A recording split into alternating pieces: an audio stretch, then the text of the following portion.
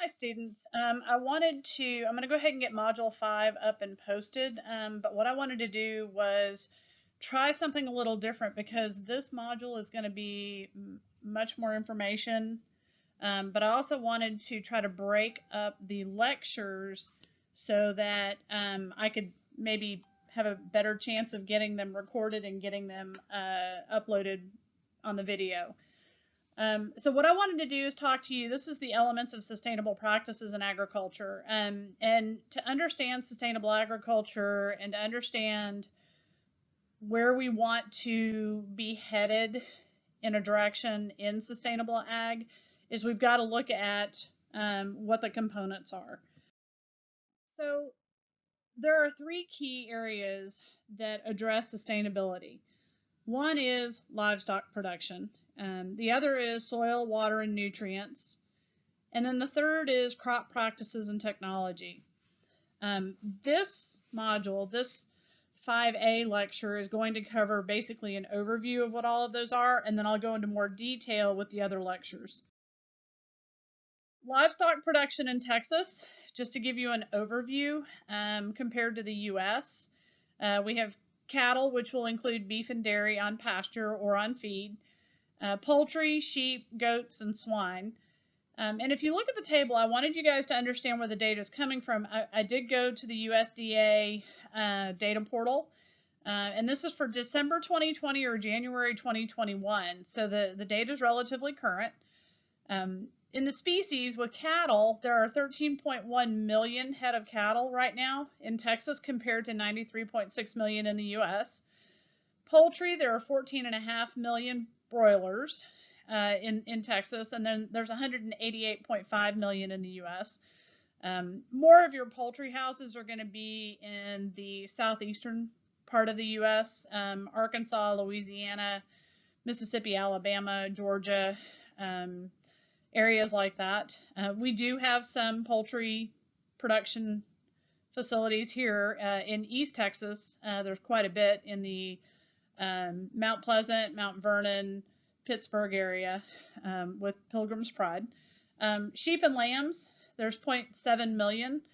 You'll see more of that down in the hill country, down around the Edwards Aquifer, the plateau, mainly because it's a rockier soil and there's less moisture. They tend to do better in that environment. Compared to the US, there's 5.1 million. Goats, there's 0.8 million versus in the US 2.5 million. And then swine, we have 1.1 million compared to 77.5 million in the US. Sustainable practices in livestock, I'll go into more detail in the first lecture, but this is a video that I really wanted you guys to take a moment and watch. You will be able to click on the link here, or you'll actually be able to click on the video in the embedded screen right here. Rotational grazing of multiple species is critical for sustainable livestock practices. Not only can you integrate that into your crop rotation, but you also need to pay attention to pesticide loads.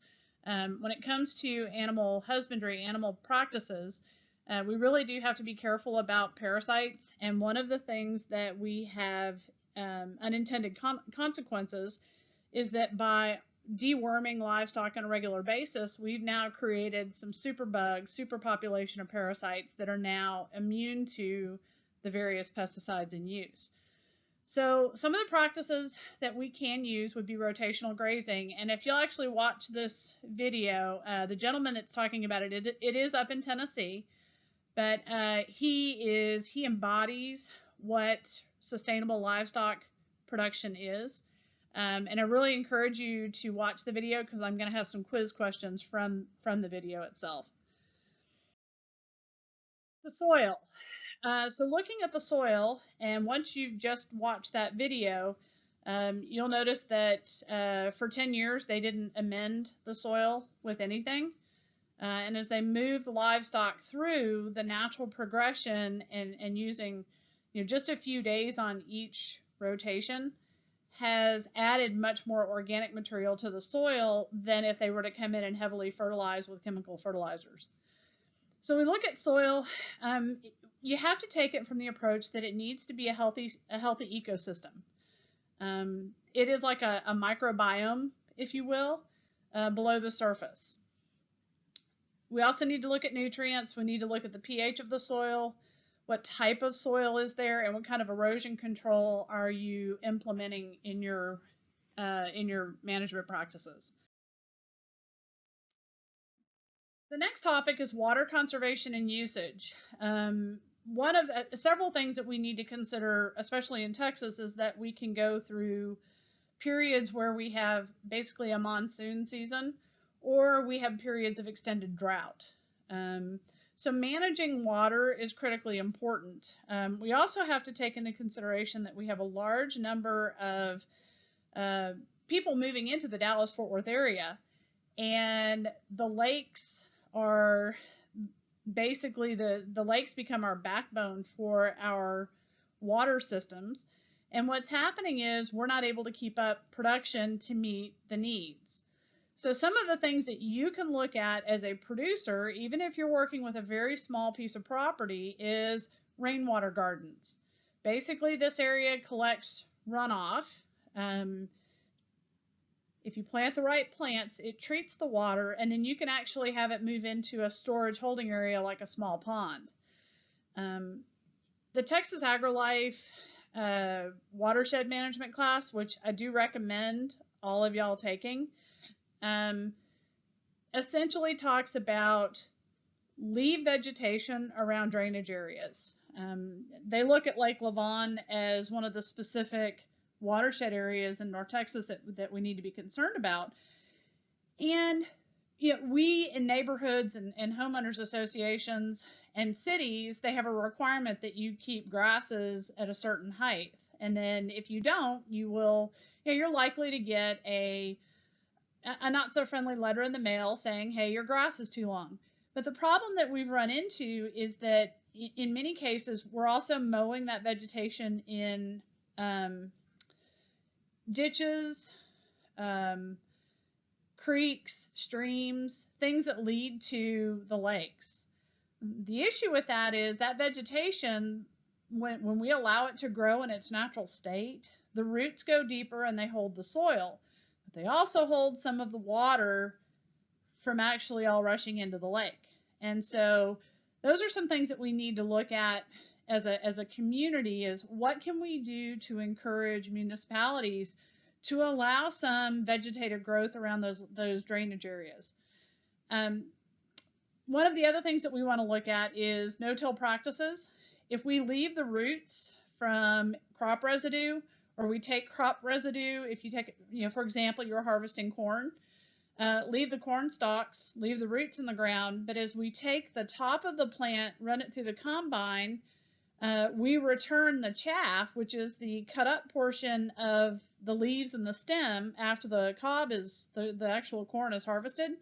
We take that, we chop it, and we return it back to the soil. And that acts as a barrier between the actual, surface of the soil and the air and the sun. It does compost, it does break back down because it is organic. And what that allows us to do is to, basically retain properties of the soil that otherwise might wash away or might be used up, by repeatedly growing monoculture crops. It also helps with erosion control. Some practices that have been in place for the last 100 years is terracing. And terracing can have a desired impact, but the terraces have to be managed. One of the simpler ideas is that you till across the hill instead of up and down the hill.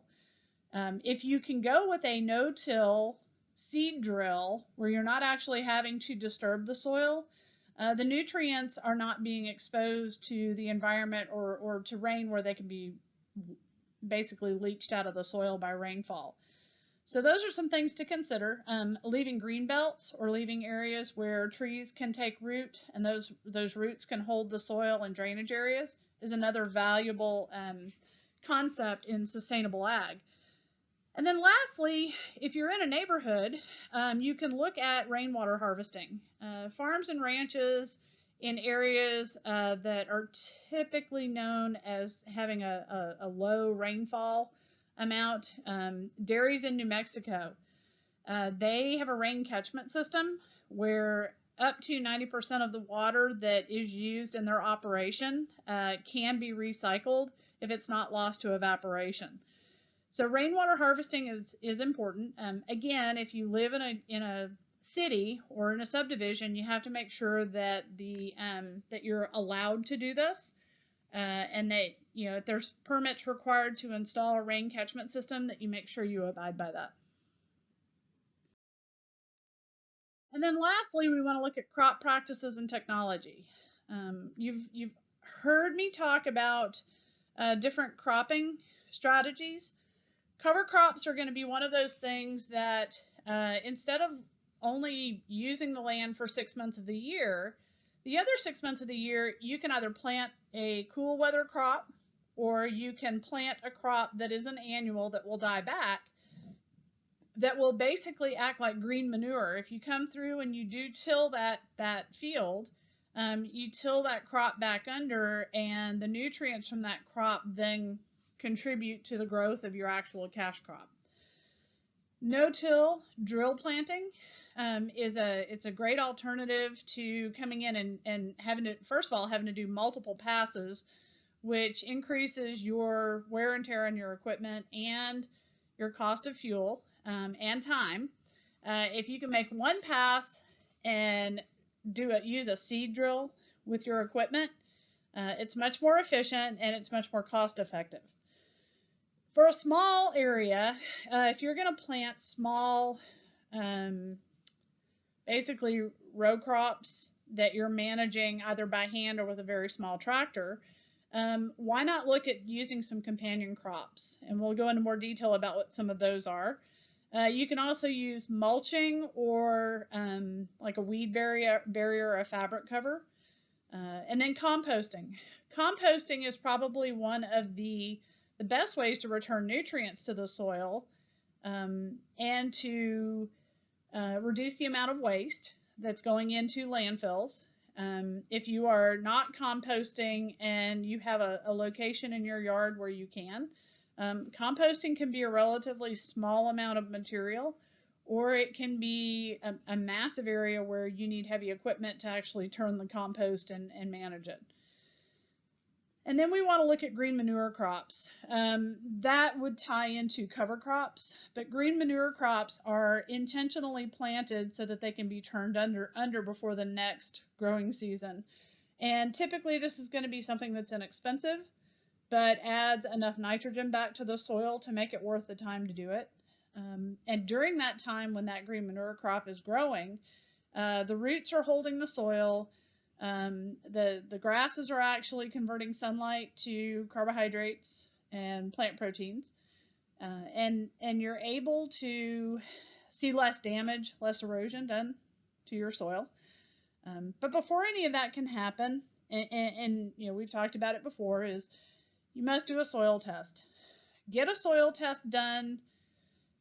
Typically annually is recommended, and it's probably your lowest cost investment into managing your food, managing your property. But also get a pH test. Know what type of soil you're dealing with, and knowing if you're dealing with an acidic or a basic soil, because that really truly will tell you what exactly can you grow and what's the best use of the soil. I mean, if you have a very alkaline soil, which most of North Texas is, growing 1,000 acres of blueberries is not going to be cost effective, and you're not going to be very successful. So make sure that you know the pH and know what kind of crops will do well in that pH. All right, so something to consider. If your agricultural practices are going to be a secondary income source, are you going to start small and then you're going to grow, which is very typical? Do you have the land, time, and the financial resources to go bigger, or do you have enough people that you can call on to collaborate with? You may have the land and you may not have the time because of your current career situation. Could you lease the property? Or could you do shares on the property? Those are some things that you'll want to consider when you're going into sustainable agriculture. If it's too much for one person to manage, and you are not quite to the point where you want to be all in full time, there are some things that you can do. All right, so this is the end of the first lecture for Module 5. The others are going to be much shorter, and I want you guys to make sure that you're taking notes because your quizzes will come from these lectures, and the quiz will probably be 20-25 questions this time. As always, if you have questions, please email me. Thank you.